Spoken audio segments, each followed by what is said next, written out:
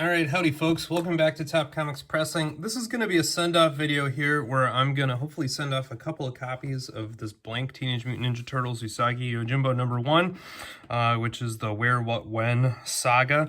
But Stan Sakai is having a CGC signing event, and so as a big Stan Sakai fan, I'm going to go ahead and send these off and see if I can get him to do a sketch cover. Now, before I say anything, I was really happy with where I bought these from. So they came from what I think is supposed to be worm's flesh, kind of dragged out on eBay. But what was really nice about them is they did all come in full-back Mylars, and they all looked like they were in pretty good condition at first glance. And so, you know, getting books from eBay and an actual comic supply is always appreciated, particularly when you're trying to hit those highest grades for a Signature Series signing event.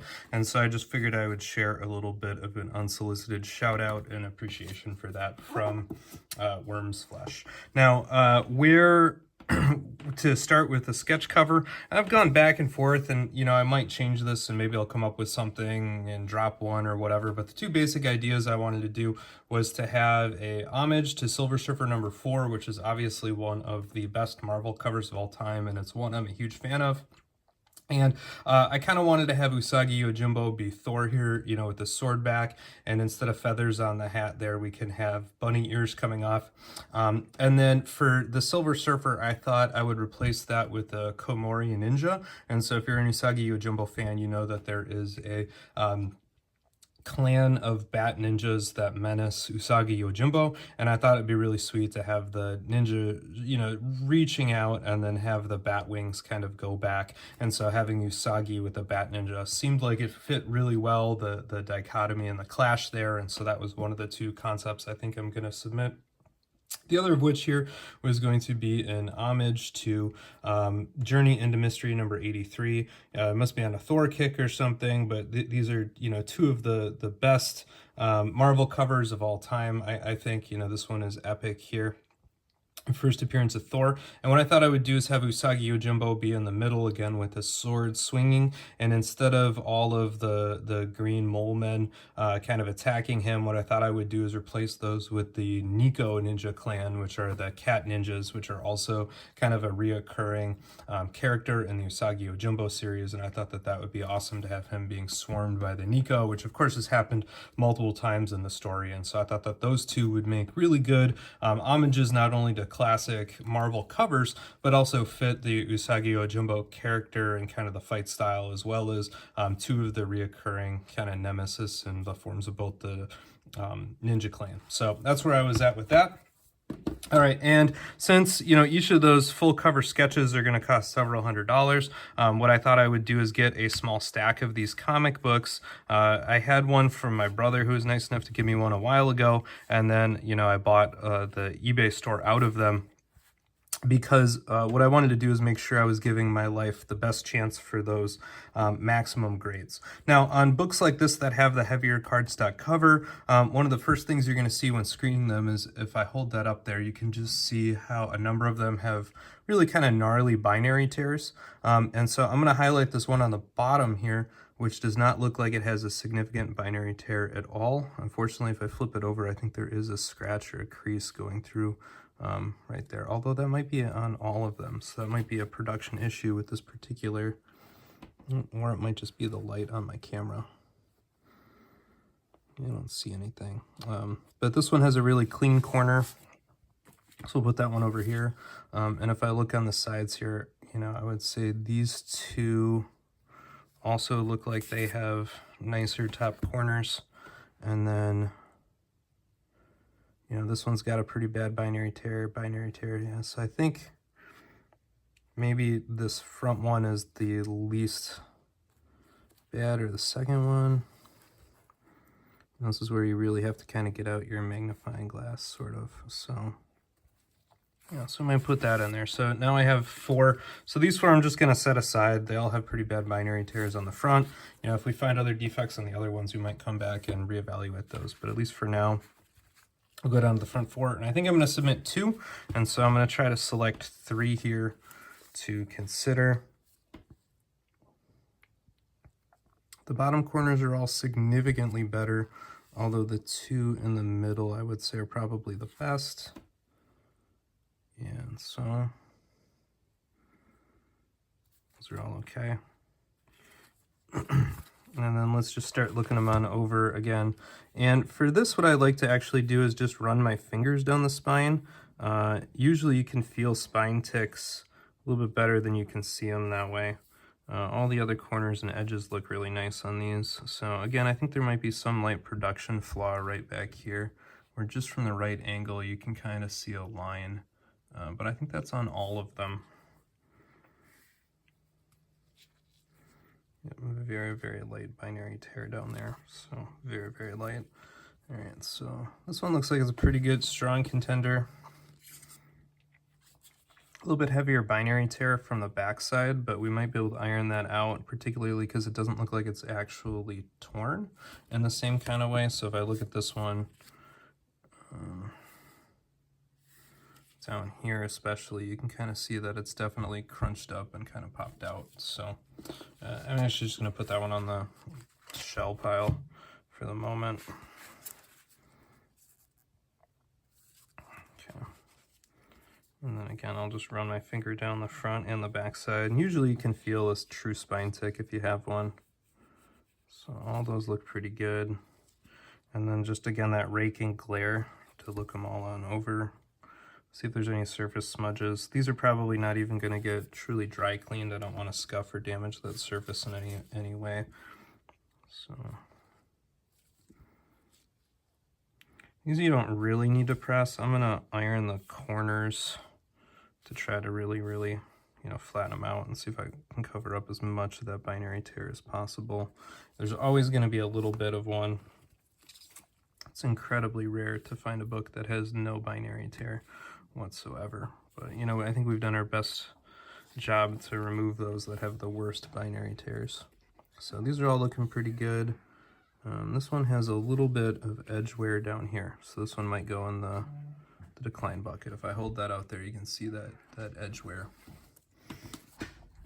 Just check these back on over and make sure I didn't see that on them.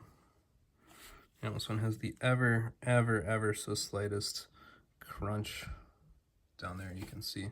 So that's the kind of stuff. So this one on top I think is a really strong contender. I'm gonna go back through these last two that were a little bit easier to decline. You can see this one has a little bit more profound of whatever that line is across there, so you can kind of see that. I don't know, gotta be some production thing.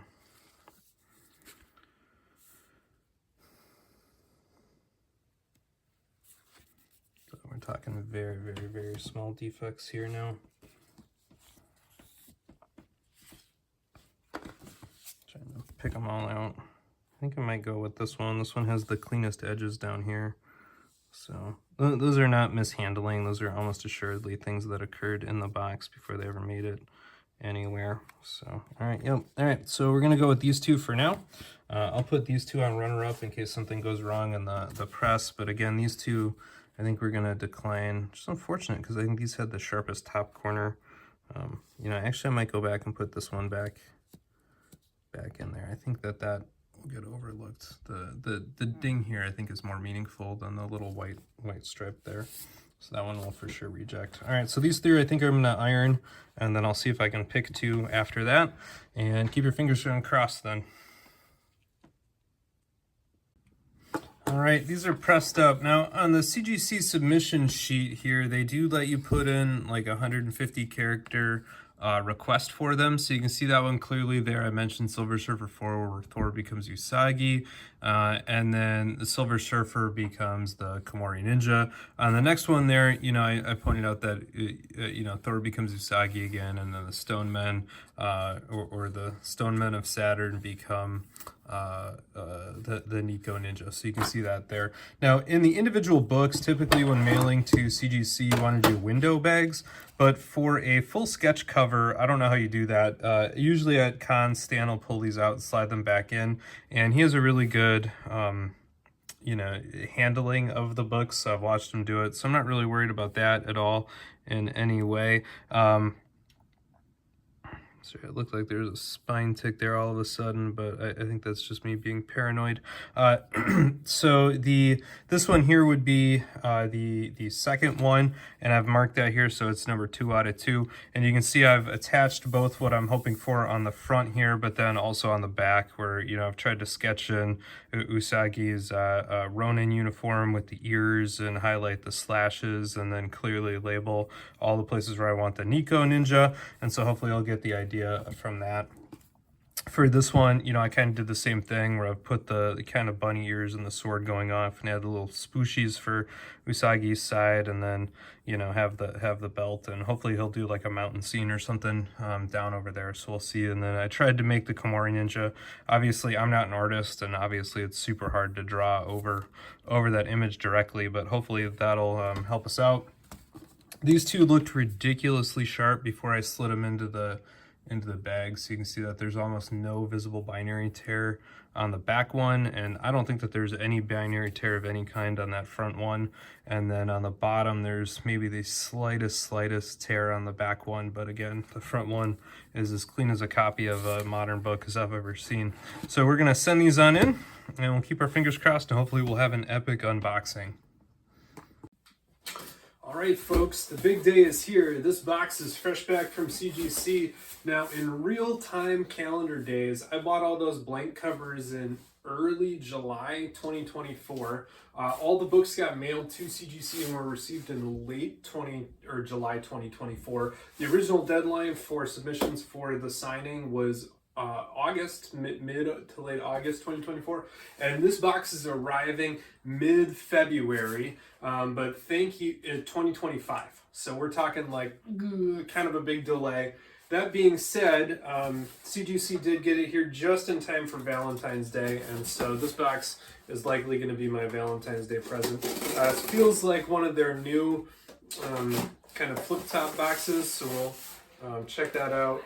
Yes, I know that there's tape cutters out there that one could use, but just can't give up on my scissors. All right, got that. Let's see if that gets us under there all the way. There we go. Close the scissors on up. Now, there's a couple things we're excited here. One is, did Stan do the homage sketch covers? The other of which is, do we get a 9.9? Because, again, we pre-screened the heck out of these with a whole stack of brand new, off-the-shelf covers that came super high grade from the seller. They all came in Mylar. Oh, I spoiled it. The first one, there's a 9.8. I can see that opening it on. But what I was going to say is, these were pre-screened out of, 20-ish comics that all came right off the shelf. Nice, thick, heavy cardstock covers.